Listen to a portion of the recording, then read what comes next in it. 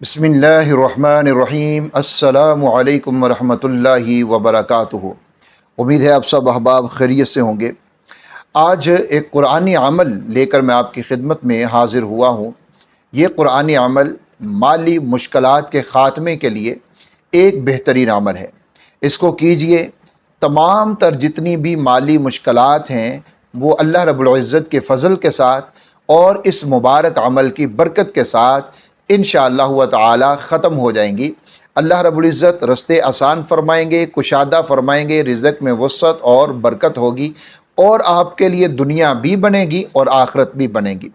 एक चीज़ को याद रखिए, जितने भी वज़ाइफ कुरान मजीद से किए जाते हैं, आयात के या मुख्तलिफ़ सूरतों के वज़ाइफ किए जाते हैं, इन तमाम चीज़ों के पेश नज़र हमेशा अपना उखरवी फ़ायदा ज़रूर रखिए।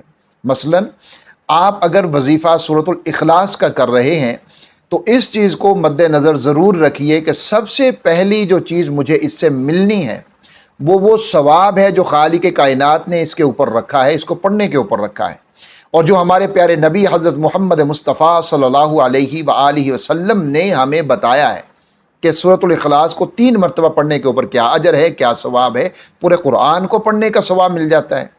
तो सबसे पहले तो कुरानी आयात और सूरतों के जो वज़ाइफ हैं ख़ुसूसन, इनको पढ़ते हुए उखरवी फ़ायदा आप मद्देनज़र रखिए कि इसके ऊपर हमारे रब ने हमें क्या अता करना है और क्या कुछ हमें मिलना है।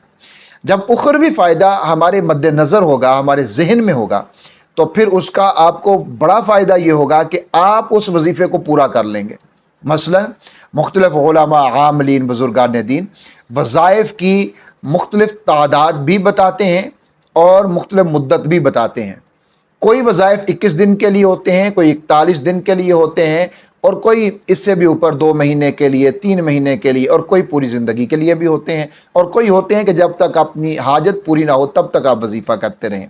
तो ये जो मुद्दत है ये उसी सूरत में पूरी होगी जब हमारे जहन में ये होगा मुझे इस कुरानी आयात या सूरत के पढ़ने से जो उखरवी फ़वाइद हैं वो हासिल हो रहे हैं।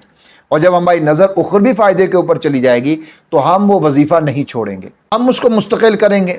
और जब हम उसको मुस्तकिल वजीफ़े को करेंगे तो फिर उसके जो दुनियावी फ़वाइद और जो असरात हैं, फ्यूज़ हैं, बरक़ात हैं, वो भी हमें हासिल हो जाएंगी, वो भी हमें मिल जाएंगी इंशाअल्लाह ताला। तो इसलिए इस बात को ज़रूर अपने ज़हन में बिठाएं और फिर वज़ाइफ करें, फिर आपको इसका मज़ा भी आएगा।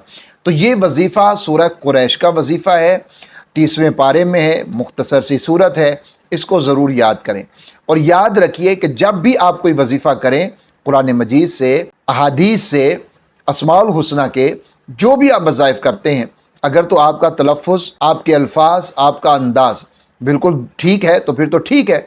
लेकिन अगर आपका तलफ़्फ़ुज़ और लहजा ये इसमें कोई गलतियाँ हैं तो वजीफ़ा करने से पहले उन गलतियों को किसी भी कारी साहिब से या किसी भी पढ़े हुए से कि जो इनको ठीक कर सकता है उससे अपनी गलतियों को ठीक ज़रूर करवा लें ताकि उनके जो फ़वाइद हैं वो हमें हासिल हो सकें। सूरह कुरैश का ये वजीफ़ा है, 30वें पारे में है, मुख्तसर सी सूरत है और इसके सिर्फ़ रिज़्क़ के लिए नहीं है, माली मुश्किलात के लिए नहीं है, बल्कि ये हर तरह की मुश्किलात के लिए इंतहाई अहम और इंतहाई मुजर्रब तरीन ये वजीफ़ा है। ये आपने रात के वक़्त करना है, सोने से पहले। तमाम तर जितने आपके मामूलात हैं सारी चीज़ों से फ़ारिग होने के बाद आप अपने बिस्तर पर आएँ तो बावुज़ू होकर आएँ। अव्वल 11 मरतबा आपने दुरूशी पढ़ना है और आखिर में भी 11 मरतबा आपने दुरूशी पढ़ना है और फिर दरमियान में आपने 125 मरतबा सूरह कुरैश को पढ़ना है। ये आपका वजीफ़ा है और इसको पढ़ने के बाद आपने अल्लाह रब्बुल इज़्ज़त से अपने लिए दुआ करनी है। मुख्तसर कर लें, लंबी कर लें, जैसी आपका दिल चाहे दुआ कर लें। घर का एक फ़र्द करे, 2 करे, 3 करे, जितने अफराद कर सकते हैं इसको करें। और 41 दिन आपने इसको करना है, बिला नागा करना है। और 41 दिन जब आप बिला नागा इसी तरह जिस तरह मैंने बताया है सौम व सलात की पाबंदी के साथ, नमाज की पाबंदी के साथ ये अमल करना है। इस बात को याद रखिए, नमाज की पाबंदी नहीं है तो फिर अमल से आपको वो कुछ नहीं मिलेगा, वो फ्यूज़, वो बरक़ात आपको हासिल नहीं होंगे। तो नमाज की पाबंदी के साथ आपने ये अमल करना है। जब आप 41 दिन ये अमल करेंगे तो इंशाअल्लाह ताला आप ज़रूर आकर यहीं पर लिखेंगे कि इस वजीफ़े से मुझे बहुत ज़्यादा फ़ायदा हुआ है, अल्लाह रब्बुल इज़्ज़त ने इसकी बरकत से हमारे हालात बदल दिए हैं। लेकिन कब? نماز کی پابندی، قرآن کی تلاوت کی پابندی، ان ساری چیزوں کا خیال رکھتے ہوئے یہ وظیفہ آپ نے کرنا ہے، اور اللہ رب العزت کی ذات کے اوپر پورا توکل اور یقین رکھتے ہوئے آپ نے یہ وظیفہ کرنا ہے، اور میں پوری گارنٹی کے ساتھ کہتا ہوں کہ آپ کو اس عمل میں ناکامی نہیں ہوگی انشاءاللہ تعالی۔ میری دعا یہ ہے کہ اللہ رب العزت آپ کو آپ کے ہر نیک مقصد میں کامیاب کرے، آپ کی ضروریات اور حاجات کو میرا اللہ اپنے خزانوں سے پورا کرے، کبھی بھی لوگوں کا آپ کو محتاج نہ بنائے۔ اللہ رب العزت ان سب کو جو بیمار ہیں، روحانی جسمانی امراض کے شکار ہیں، اللہ رب العزت سب کو شفائے کاملہ عاجلہ مستمرہ عطا فرمائے، آمین یا رب العالمین۔